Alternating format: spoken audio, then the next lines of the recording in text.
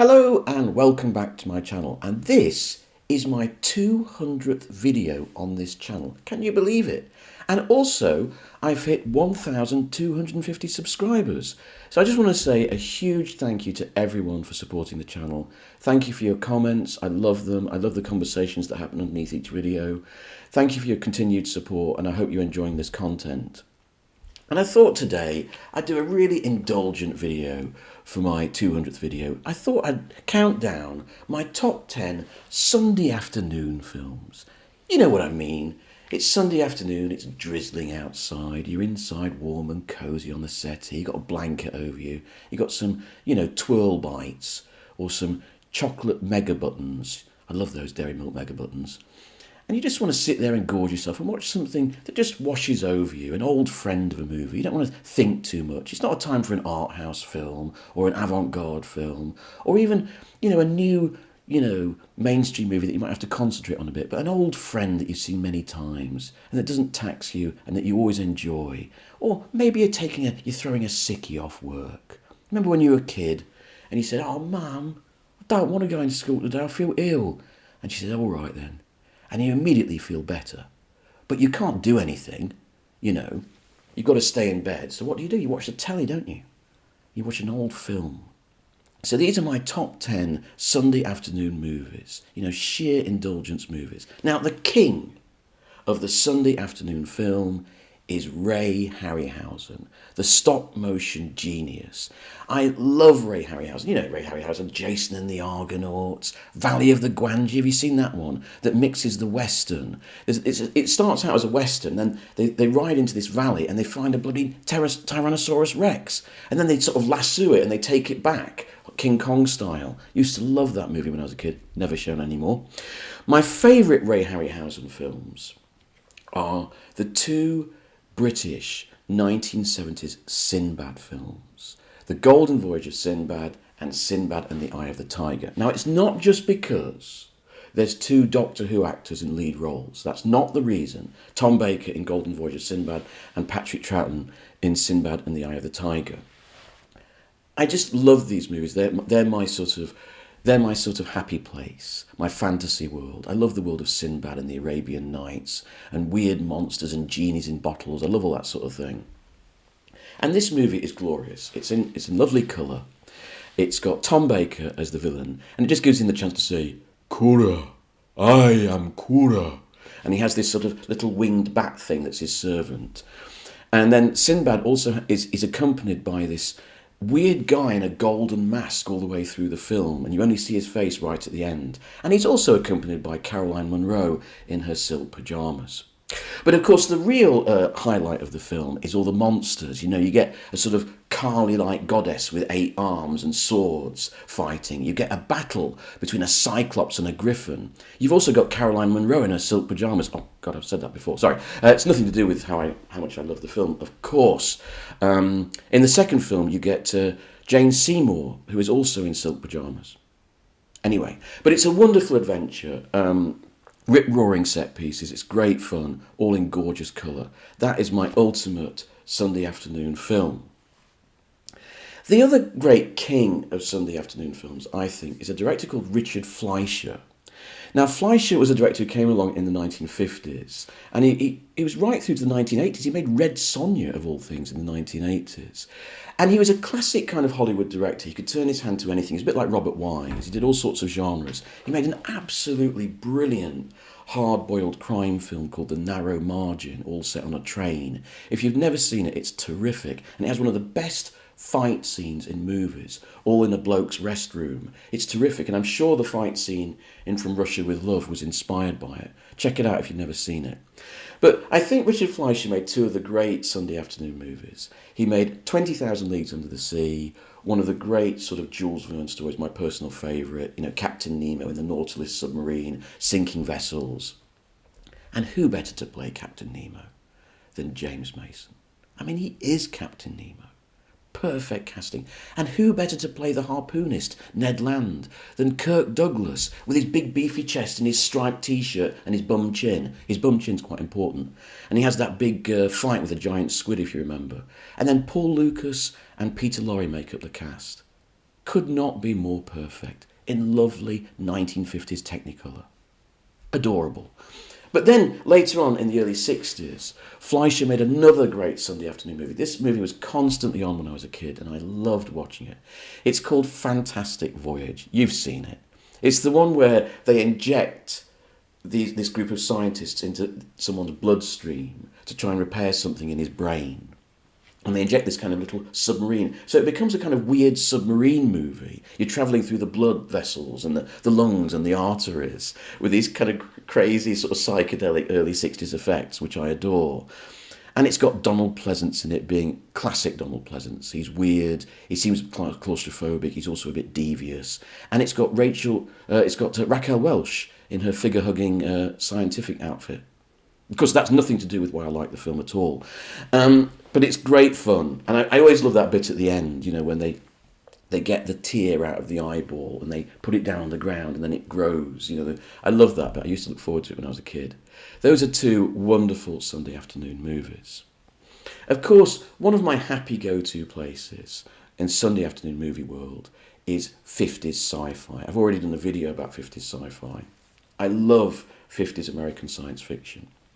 But if I was wanting something a bit gentle and a bit silly, something that would wash over me, my number one choice every time would be Tarantula! ! Have you seen this movie? What I love about the films of Jack Arnold, right? He made so many great sci-fi movies in the 50s. And what I love about them is the desert. He often sets them in that sort of southern border region desert in America. It's got a really weird atmosphere. It's very still, right? So there's, you'll have that sort. There's these two actors in the car. Hey John, what are you doing today? I don't know, Tom. Maybe something. And they're driving on. They're doing that sort of acting, you know. And suddenly they look out the window and you get this music go, dah! And then this huge tarantula's legs will walk into view over a hill. What bothered me about that when I was a kid is, how big are these deserts in America, right? So that you're driving along in your car and you don't spot this massive tarantula that's the size of St. Paul's Cathedral until it's practically on you. Where was it? Was it behind a ridge? What was it doing? I kept thinking, what's this tarantula doing, in the bit when it's not killing people? It's sort of pootling around. Oh, I seem to be a very big spider. What shall I do now? Oh, I'll go over here. This looks interesting. What's it doing? And how come these deserts are so big in America that you never see them? Tarantula is great fun. It's got a real square-jawed hero. At one point, right, this square-jawed hero, he's so brave. They find these little pools of tarantula saliva, huge, great big pools of white goo, and he goes up to it and he tastes it. What kind of nutter is that? It baffles me at that moment. So he's kind of this square-jawed hero. But the secret joy of Tarantula is there's a mad scientist character, and he's been experimenting. He's been giving, I think he's trying to create better food. So he's making it he's bigger. It's got sort of gigantism, right? So this is why the tarantula has grown. And he's got infected with this. And so his face starts to grow. And it starts to grow so much that it mutates and one eye goes up above the other. It's hilarious. So each scene he keeps trying to hide his face from his daughter or his nurse or whatever. It's very funny. Also, watch out right at the end, if you Tarantula, watch out for a very, very quick cameo from Clint Eastwood. I think this was the first film he ever appeared in. And he plays one of the pilots who bombs the spider. So you can't really see him behind his mask. But it is Clint Eastwood in his very first film role. What they do with the poor spider, they firebomb it. That's a bit much, isn't it? And they all stand around cheering as this thing dies in the flames. Poor old tarantula. Now, the other thing that's good for a Sunday afternoon is an Agatha Christie style whodunit. They're just so easy to watch, aren't they? From a kid, when I first saw it when I was about 7 or 8 years old, I saw the Hercule Poirot Death on the Nile with Peter Ustinov. I love that movie so much. That's one of my happy places. Some people don't like Peter Ustinov as Poirot because they think he's taking the piss, but that's what I like about it. Peter Ustinov is one of those actors, he can slightly play it for laughs, but still keep it serious. I love his accent, I love the way he plays Poirot throughout the entire movie.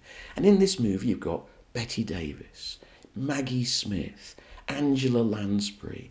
You've got Simon McCorkindale and Jane Is it Jane Birkin? Oh no, she turns up in one of the later movies. No, it is Jane Birkin. She's the maid. Fantastic cast. And they're all in this wonderful 1920s Art Deco boat in 1920s Egypt. This kind of wonderful colonial fantasy. Oh, shouldn't have said that. But I loved it. I loved going to all these beautiful temples, which are gorgeously filmed, actually, and sort of atmospherically shot. Of course, years later, little anecdote for you, I went on a Nile cruise myself. It's not the same, my friends. There's no Art Deco boat and 1920s styling and posh lords and ladies and heiresses. Oh no. It's a very commercial industry these days. There's tons of these boats going up and down the Nile, belching out pollution. I mean, the Nile is full of crap. And, they're like little mini, travel lodges, I'm afraid to say, on the water. They're not very posh. And the people, how can I say this without sounding a bit snobbish? They're not, it's not Betty Davis and Angela Lansbury and Lord and Lady Montague. It's Daily Mirror readers, Daily Express readers. You have to sit at a certain table, right? And I went down to dinner once, and I was sitting next to this bloke, opposite this bloke, and he goes, "If I see another bloody temple," and I was thinking, mate, you're on a cruise down the Nile. What did you expect? Little anecdote for you. You can fast forward if you don't want to know about these bits. But there we were, right? We went to this temple, beautiful temple. You went across to it, across a lake on this boat. I can't remember the name of the temple. It's absolutely gorgeous. And we were taken round. And there was I was getting involved in it. I was looking at the beautiful hieroglyphics and thinking about the majesty of the ancient Egyptian empire, right? Now, each day, right, that's what happens on these cruises. There was a family, very sort of upper middle class, quite posh. The woman was on a crutch.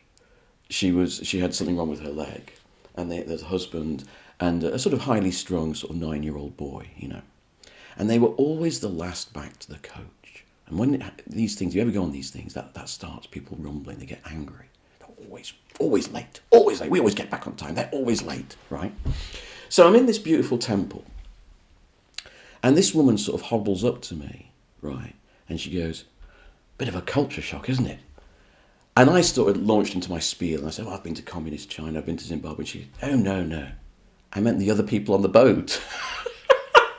She'd sort of picked me out as a sort of fellow middle-class type. Don't know why. Anyway, I got talking to her, and it turned out she was Tacita Dean.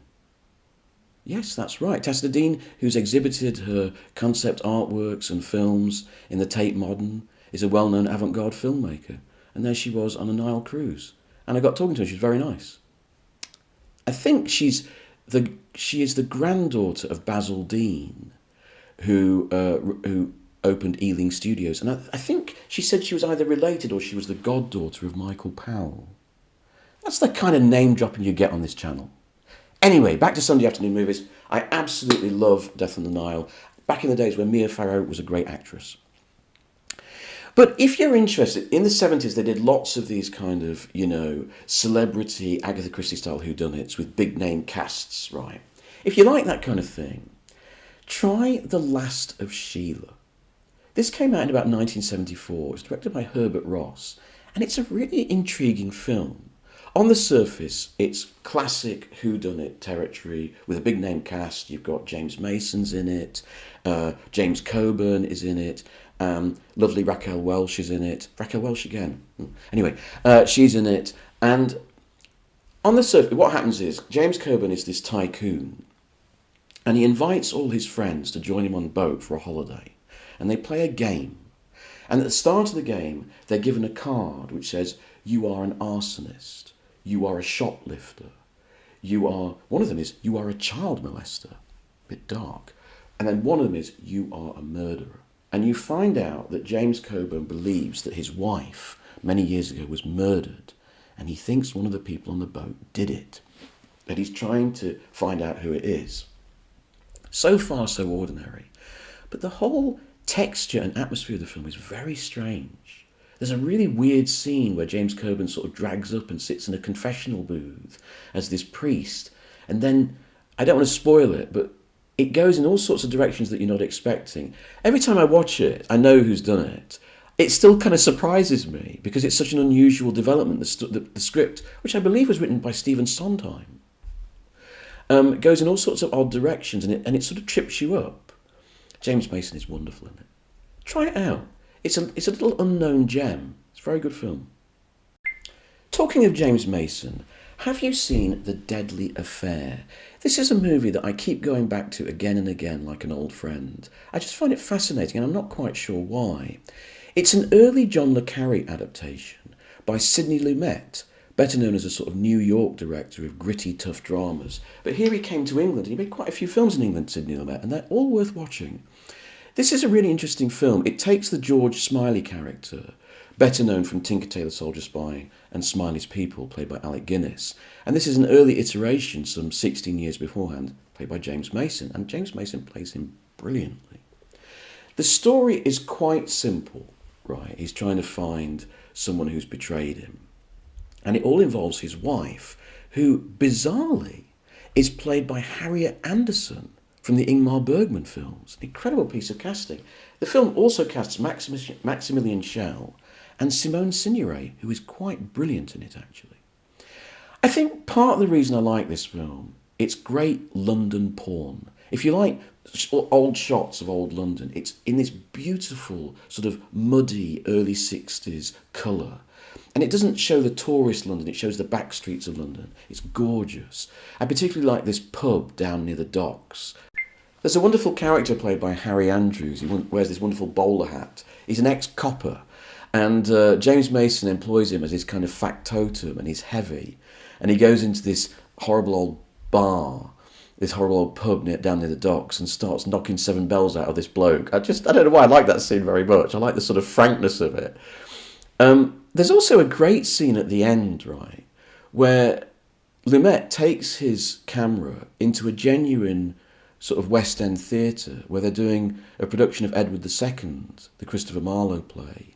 And you see a very young David Warner and a very young Michael Bryant, who were in the RSC, the Royal Shakespeare Company at the time, giving genuine performances on stage. It's a wonderful bit of sort of local colour. It's a great movie, very simple plot. It's not as complex as Tinker Tailor Soldier Spy, but for some reason it's a film that I just really enjoy watching. I can watch it over and over again.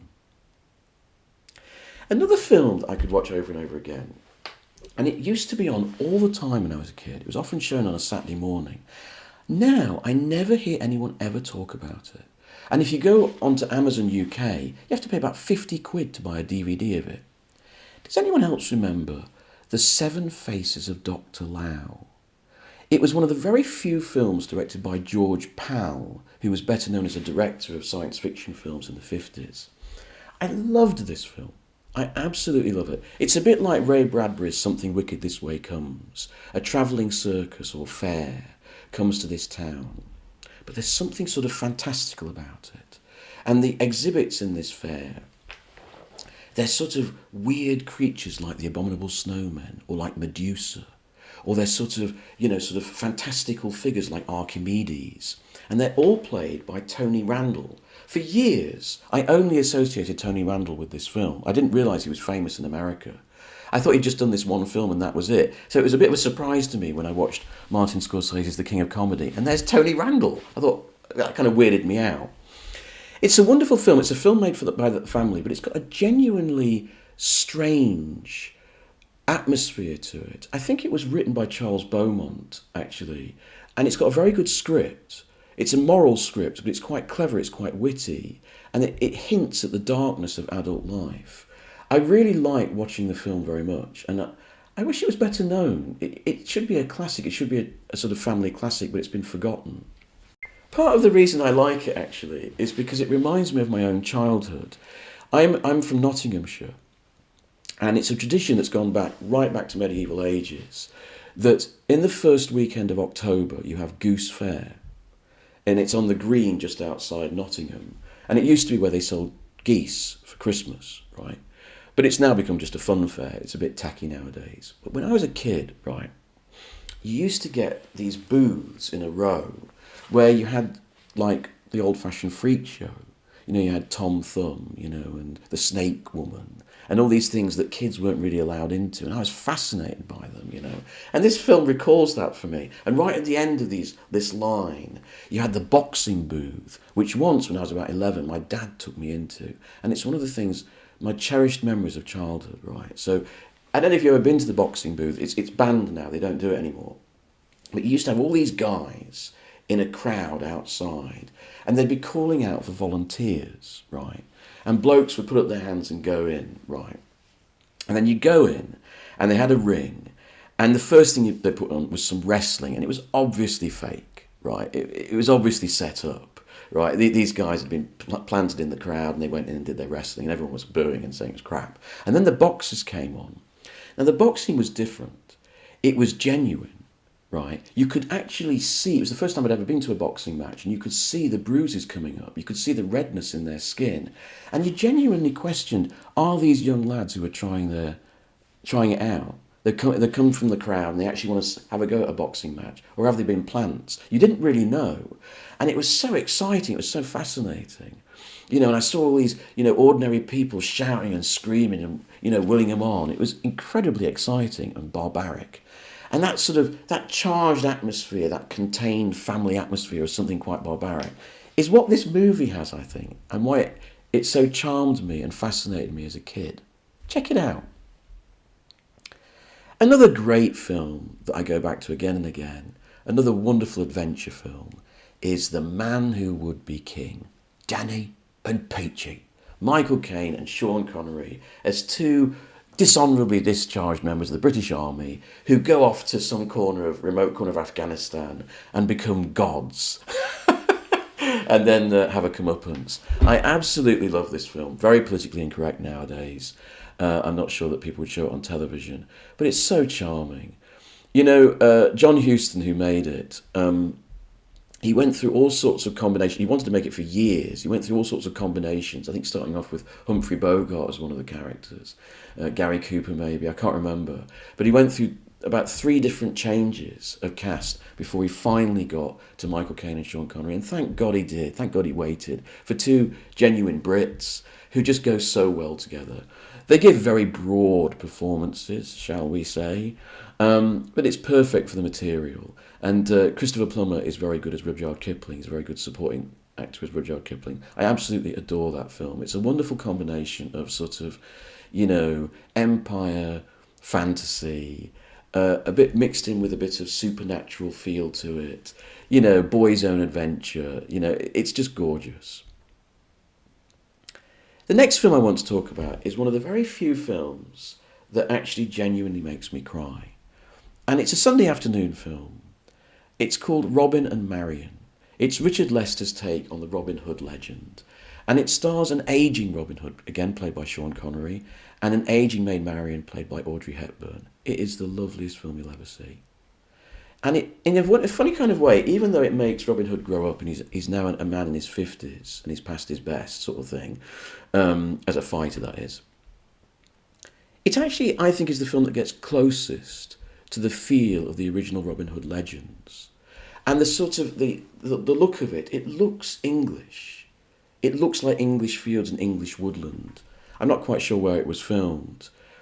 And there's a wonderfully amateurish feel about the film. I don't mean that in a negative sense. I mean it in a very positive way. You know, Robin Hood, he is an amateur. He's an amateur hero. He's just a normal guy from the yeoman class who fights the rich to help the poor.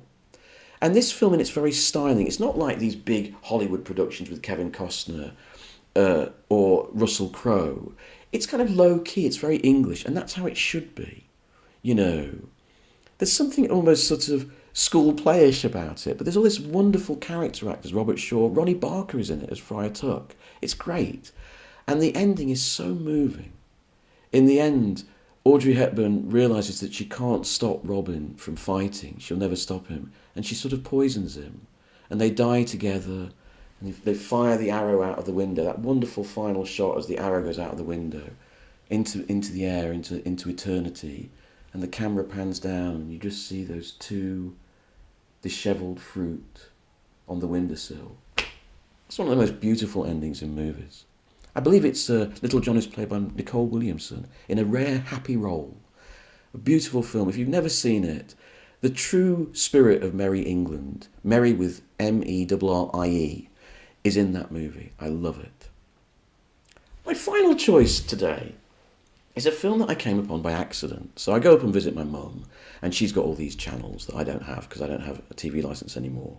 So I like flicking around sometimes, and we try and find something to watch. And we often end up on Talking Pictures. I love Talking Pictures, all those classic old English movies that no one watches anymore. They're great. And we came upon this movie one lunchtime. It's called Lease of Life. It was made in the early 50s, and it sums up British filmmaking in the 50s. It's so pedestrian and banal and boring. The story it's about a country pastor, and that's how you know it's a boring British movie. And the height of the drama is he's got this daughter who's a really good pianist, but they haven't got enough money to send her to a pianist school. What's going to happen next? Tune in to find out. But wait on, my friends, there's more. He's got a chance, right, because the local private school has asked him to do a sermon to their boys. What's he going to do the sermon about? Who knows? The excitement is building. But if he does a good sermon, he might get a job at the school. Oh my God, the drama. Who needs Sinbad? Who needs injecting a submarine into someone's veins? This is quality drama. But you know what, right? I watched this movie. It was done in early 1950s colour, very cheaply made by Ealing Studios.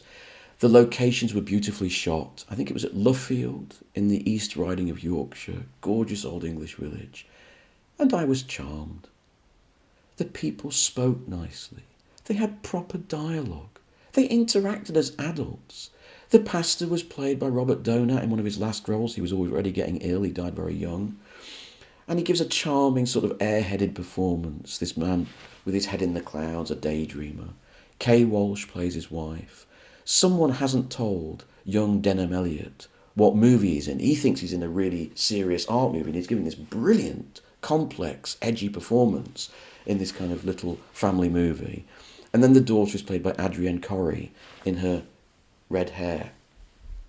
It's such a lovely, charming film. It's so nice to hear people speaking properly. You know, good pronunciation, charming voices. And I just thought, this is lovely. This is the ultimate Sunday afternoon movie. I'd also seen another lovely Sunday afternoon movie a couple of weeks before of a very similar kind. It was called The Holly and the Ivy. It used to be a famous British Christmas film. And again, it's about a country pastor, this time played by Ralph Richardson, right? And again, he's a bit of an airhead and not really conscious of what's going on with his family. And again, Denham Elliott has a part in it as a young rascal. And it's just about the families coming together, and there's all sorts of problems amongst the three children that their father, this country pastor, has not really noticed. And it's about him coming to terms with it and coming to a realisation of what's happening in his family. And it's very much like filmed theatre.